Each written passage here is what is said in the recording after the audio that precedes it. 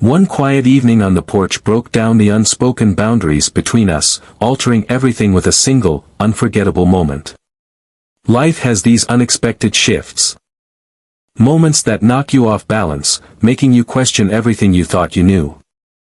This trip with Lucas to his family's secluded cabin was meant to be simple, a getaway for two friends to relax in the mountains after the demands of college. But from the moment we arrived, I couldn't shake the feeling that this trip would hold more than I'd anticipated. The cabin was a dream, surrounded by towering pine trees, a serene lake reflecting the sky, and absolute silence. Lucas's mom, Mrs. Grant, had always been gracious when we met at school events, but here, in her element, she radiated a certain energy I couldn't quite put my finger on. She welcomed us warmly. Her laugh rich and inviting as she hugged her son and then me, holding me just a little longer than I'd expected. I brushed it off, chalking it up to the excitement of the trip. After all, this was her sanctuary, and she wanted us to feel at home. That night, we all stayed up late, talking and laughing by the fire. Lucas shared stories about his wild high school days, and his mom, laughing, would fill in the details he'd conveniently skipped. The firelight flickered across Mrs. Grant's face, casting shadows that highlighted her warm smile and piercing gaze. She seemed completely at ease, enjoying our company in reliving old memories. As the night wore on, Lucas grew sleepy, his eyelids heavy as he stretched out on the couch, eventually drifting off mid-sentence. I stayed a bit longer, feeling somehow drawn to her stories and the comfortable silence that followed. But then she turned her attention to me. "So, what about you?" she asked, her voice soft. "What brought you up here, besides Lucas dragging you along?" I laughed, caught off guard by the question. "I needed a break, I guess. Life's been a lot lately," I admitted, not quite sure why I was opening up to her. There was something in her gaze that felt safe, like she truly wanted to understand. She nodded thoughtfully, a knowing look in her eyes. "Sometimes we all need to escape, don't we?" she murmured, almost to herself. There was a beat of silence, a moment where our eyes met and held just a second too long. I could feel something shift, a silent understanding passing between us. It was subtle, something I couldn't quite name, but it left me feeling different. And as I finally said goodnight and headed to bed, I couldn't shake that look, her eyes following me down the hall as if she wanted to say more. The next morning, Lucas had planned for us to go hiking, but he was still out cold when I woke up. Mrs. Grant was already in the kitchen, sipping her coffee and glancing out the window at the fog that hung low over the trees. She looked up when I entered, her face lighting up with that same warm smile from last night. "Morning," she greeted, gesturing for me to join her. "Lucas sleeps like a rock, doesn't he? You'd think he'd wake up with the smell of coffee, but no." She laughed softly, her voice filling the quiet kitchen. We chatted for a while, talking about everything from college stress to the peacefulness of the mountains. She told me stories about the cabin, how she and her late husband had built it from the ground up, their summers spent here with Lucas, the traditions they'd started. Her voice was filled with nostalgia, and I could see how much this place meant to her. "Have you tried the sauna yet?" she asked suddenly, changing the subject. I shook my head. "Not yet. Lucas said it's one of the best parts of coming here." Her eyes sparkled. "He's right. It's my favorite place to relax," she said, pausing, her gaze flickering to the window. "You know, the sauna is best early in the morning before the day really begins. If you're up for it, I can show you." I hesitated, but the idea was tempting. There was something about the morning quiet, the stillness of the forest, that made it feel like a special experience. I agreed, and she smiled, standing and motioning for me to follow her out the back door. The sauna was nestled between the trees, a small wooden structure with a charm all its own. Inside, it was warm and dimly lit, with benches lining the walls and a simple stone heater in the center. She explained how the sauna worked, her voice soft and soothing, as the heat began to rise, filling the room with a gentle warmth that seeped into my bones. We sat in comfortable silence for a while, the steam wrapping around us, and I found myself relaxing more than I had in weeks. Mrs. Grant seemed different here, more vulnerable somehow, as if the years had fallen away, leaving only her true self. After a while, she began talking again. Her voice barely more than a whisper as she shared memories of her life, stories of her late husband and the dreams they'd had for this place. There was a sadness in her eyes, a wistfulness that tugged at something inside me. I wanted to say something, to offer comfort, but the words felt inadequate. Instead, I listened, letting her speak, feeling a connection that was both unexpected and undeniable. And then, as she looked at me, her gaze softened, and there was a pause, a moment where time seemed to stand still. It was as if she was seeing me in a way no one else ever had, and I felt my pulse quicken, caught in her gaze. But before I could say anything, she looked away, breaking the spell as she stood, her voice cheerful again. "Well, I think that's enough steam for one morning," she said, her smile playful as she opened the door to let in a rush of cool air. I followed her out, blinking in the brightness of the day, the weight of that moment lingering between us like an unspoken promise.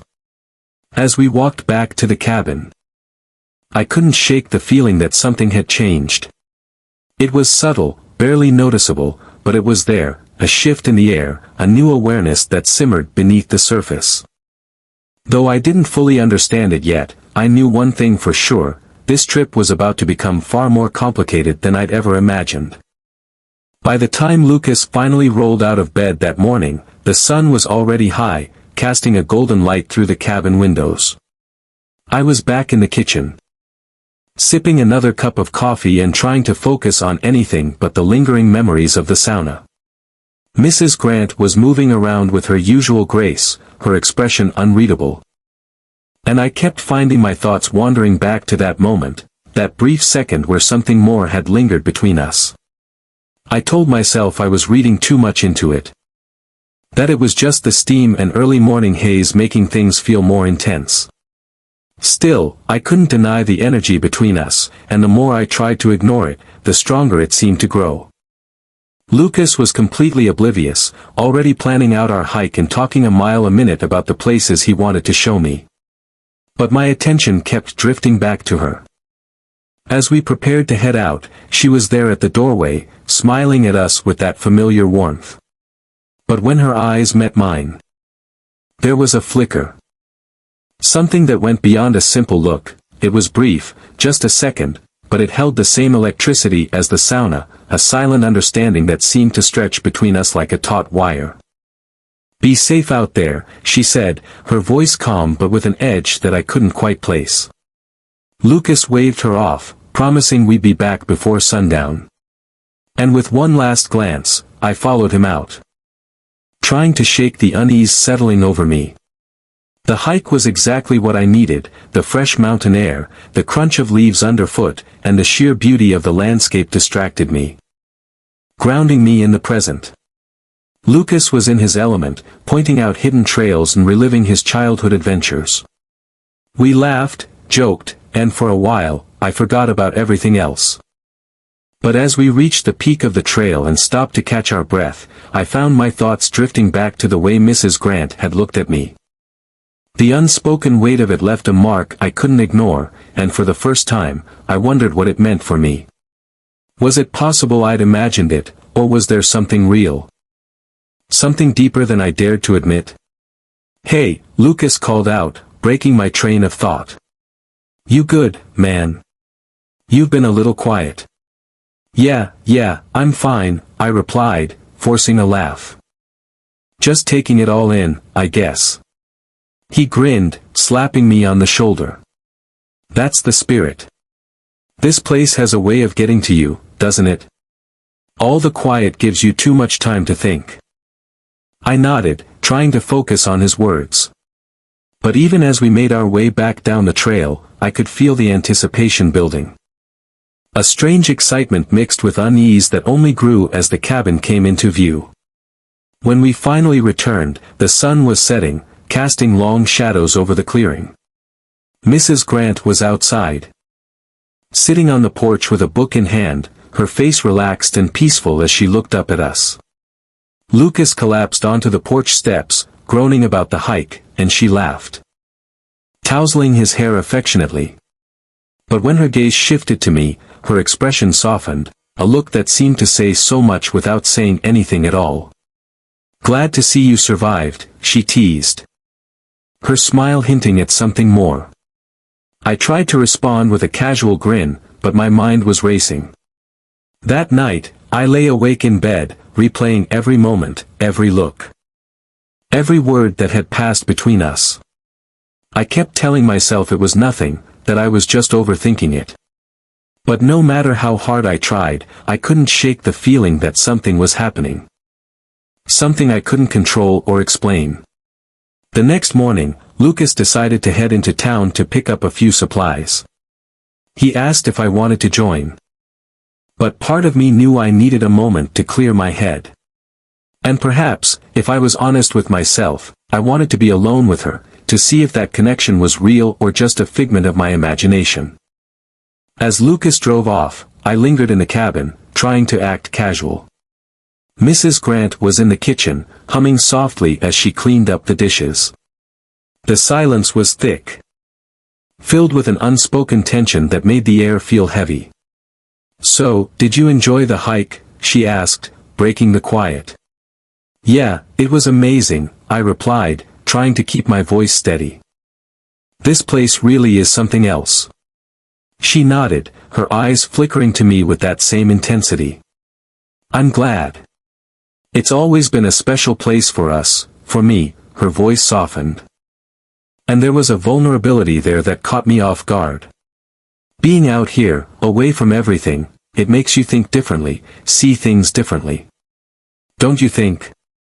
I swallowed, feeling the weight of her words. "Yeah, I get what you mean." Our eyes met, and for a long moment, neither of us spoke. The distance between us felt like a fragile thread, one that could break or draw us closer with just a word. And then, almost as if she'd read my mind, she took a step forward. Her expression cautious, hesitant. "I hope I'm not making you uncomfortable," she murmured, her voice barely more than a whisper. "No," I replied, my heart pounding. "Not at all." A silence fell, thick and loaded, and I felt the pull between us grow stronger. It was as if we were standing on the edge of something, a line we both knew shouldn't be crossed. And yet neither of us moved to step back.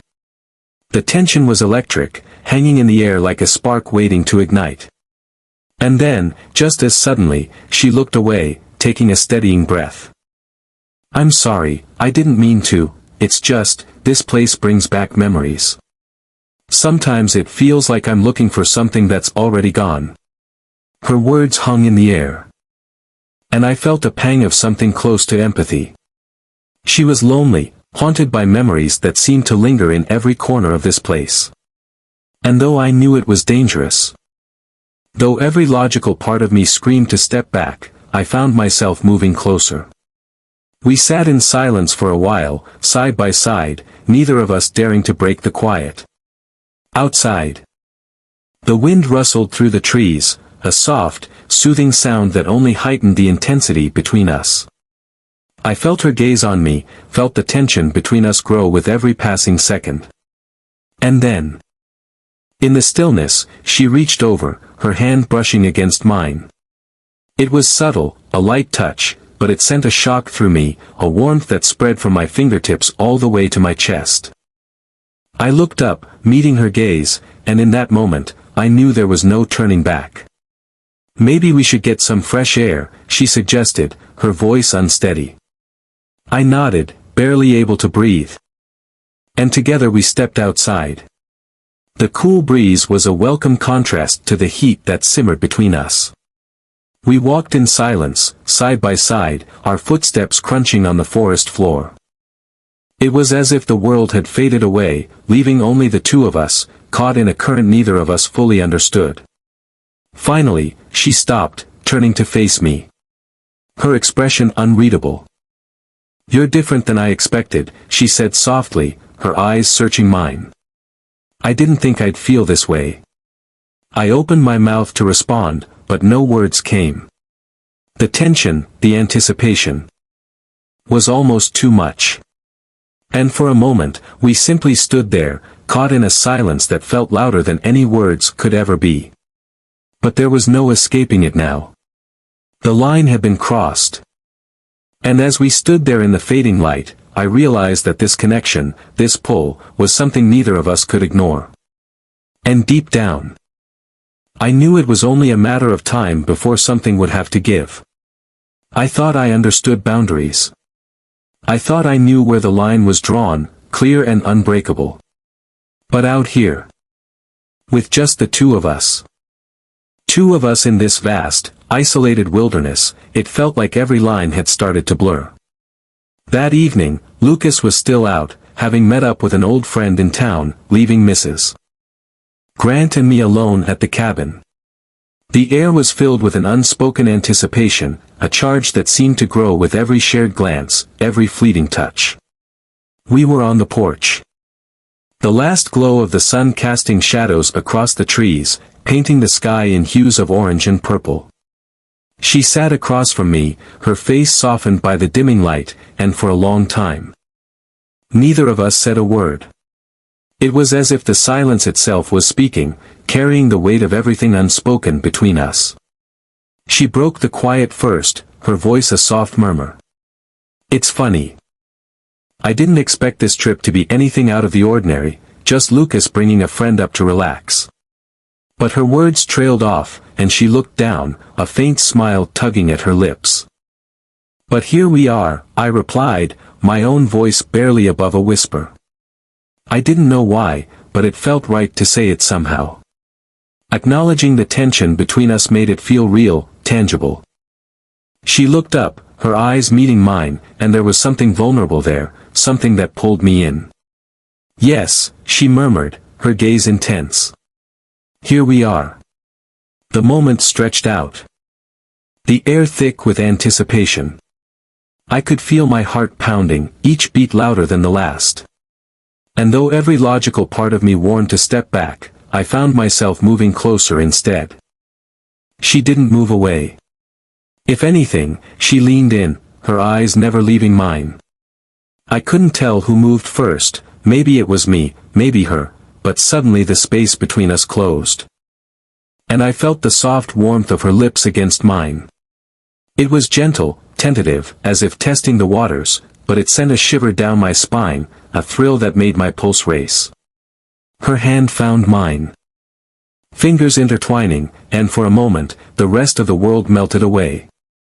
It wasn't just a kiss, it was a release, a letting go of everything we'd been holding back.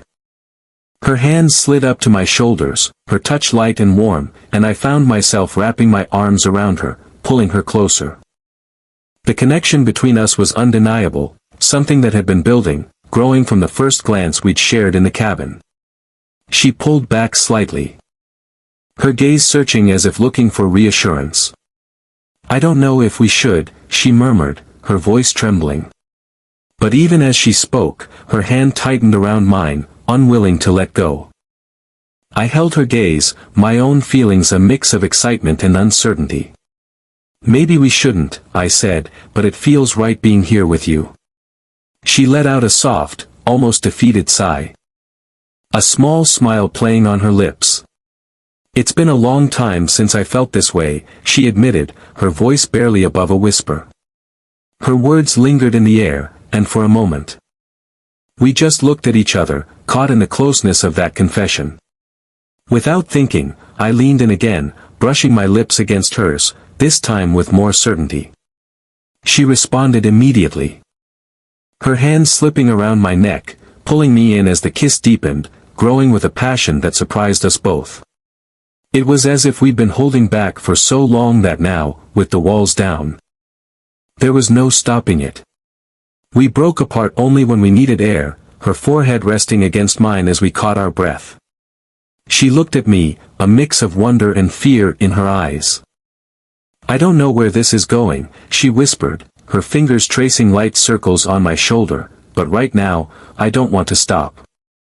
I didn't have an answer for her, but in that moment, words felt unnecessary.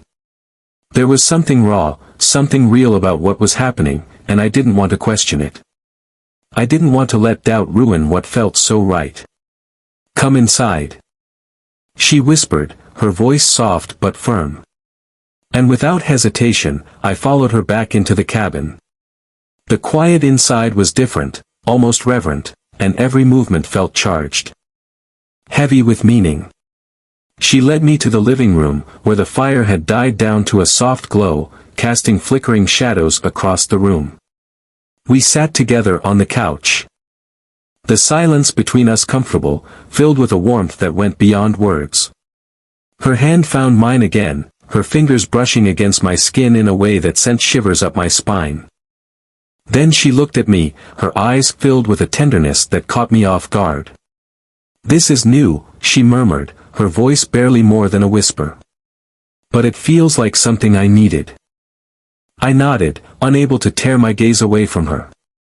"I feel the same way," I said. I didn't know how to explain it, but something about being with her, here in this place, felt right in a way I couldn't fully comprehend. She leaned in, her lips whispering against mine, tender and vulnerable. The world dissolved, leaving only us, suspended in a fragile, precious moment. Her hands cradled my face, warm and gentle. I felt my heart melt, my soul soar. Time stood still as our breaths entwined, our hands intertwined in this quiet sanctuary. I knew our connection was real, unbreakable. As she rested her head on my shoulder, a soft sigh escaped her lips. "Thank you," she whispered, her voice trembling with emotion. "For being my refuge. My everything." I wrapped my arm around her, pulling her closer. "No," I replied, "thank you. I don't think I realized how much I needed this until now." The minutes slipped by. The only sound the crackling of the dying fire. I felt a peace settle over me that I hadn't known I was missing. With her beside me, the world felt complete, as if every piece had fallen into place. But even as we sat there, lost in the warmth of each other's presence, I couldn't shake a nagging thought in the back of my mind, the reality of our situation. The fact that this fragile connection was bound to face challenges we couldn't yet foresee. Lucas would return soon. And the outside world would inevitably intrude on this delicate bubble we'd created. She seemed to sense my hesitation, lifting her head to meet my gaze. Her eyes held a question. A silent understanding that this moment, however perfect, was fragile. She gave me a soft, bittersweet smile, one that hinted at the unspoken understanding we shared. "Whatever happens, let's not regret this," she murmured, her fingers brushing against my cheek. I nodded, my heart heavy but filled with a quiet resolve. "I won't," I said. "This is real." And with that, she leaned in, pressing her lips to mine once more, sealing the promise in a kiss that held all the emotions we couldn't put into words. It was a vow. A silent agreement that no matter what came next, we wouldn't let fear ruin what we'd found. The night passed in a blur, each moment with her feeling like a stolen piece of happiness, a fragment of a dream that was too beautiful to last. And as dawn began to break over the mountains, casting a soft glow across the room, we both knew that reality would come crashing in soon enough. But for now, in the quiet, with her head resting on my shoulder and my hand entwined with hers, it felt like everything was exactly as it should be. And though we both knew this moment couldn't last, we held on to it, savoring every second, every touch, as if it were the only thing keeping us anchored in the here and now. As dawn crept into the cabin, the soft glow filtering through the windows reminded me that our peaceful bubble was about to burst. The warmth of her beside me, her head resting gently on my shoulder, felt grounding. as if holding on to her could somehow slow down the arrival of the real world. But outside, the sun was rising, casting light over everything hidden in the dark. And with it came the reminder of all the complications we'd managed to keep at bay. She stirred, lifting her head, and for a moment, her expression mirrored my own, a mix of serenity and sadness.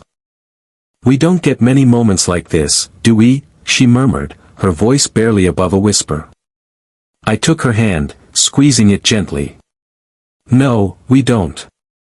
But that's what makes them worth holding on to." There was nothing left to say that could capture everything in my head, every thought and feeling this night had stirred. We'd found something rare here, something that had no easy answers. And as much as I wanted to stay, I knew that in a few hours, Lucas would return, and everything would shift.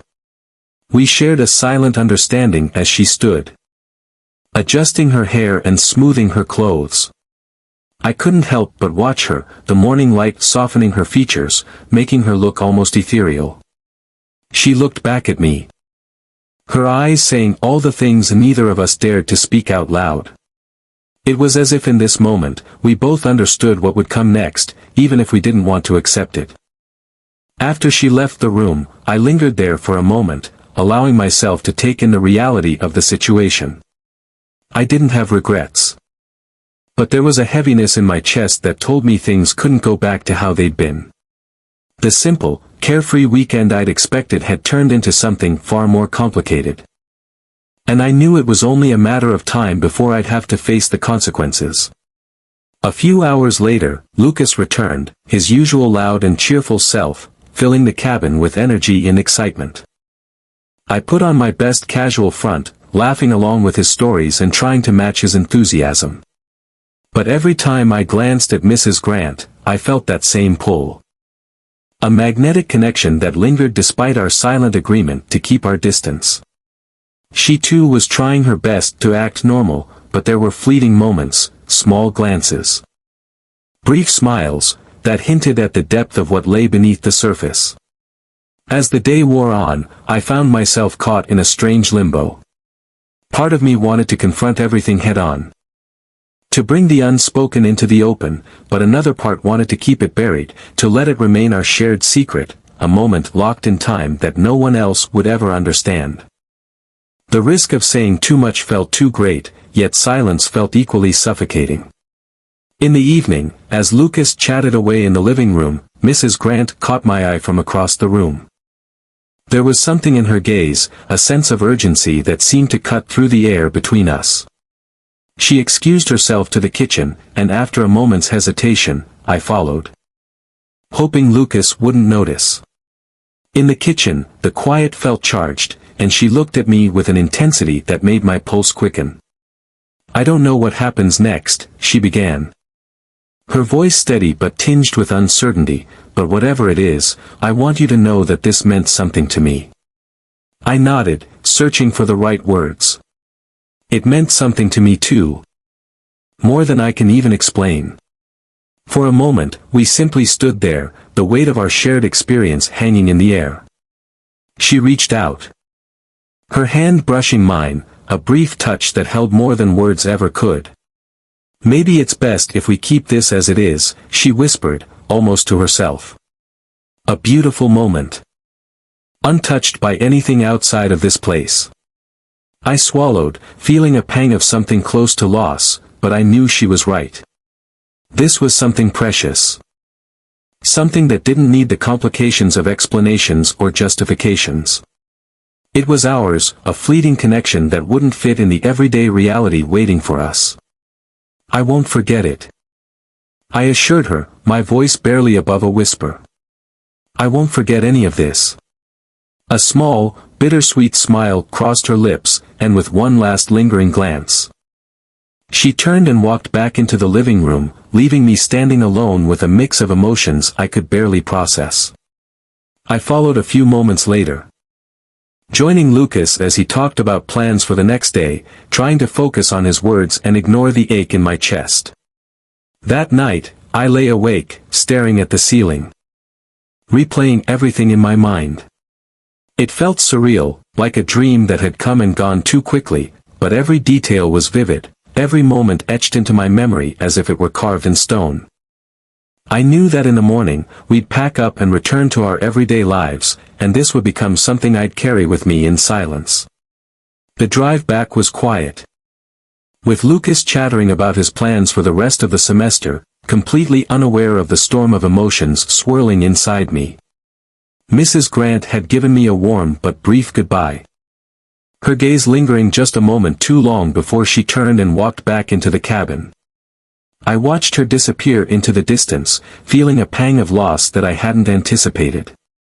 As we pulled back onto the main road, I tried to push everything to the back of my mind, focusing on the familiar landmarks passing by, the winding roads. The mountains fading into the distance, but her image stayed with me, as vivid and real as if she were still sitting beside me. Lucas, oblivious to everything, kept talking. His words washing over me as I nodded along, half listening.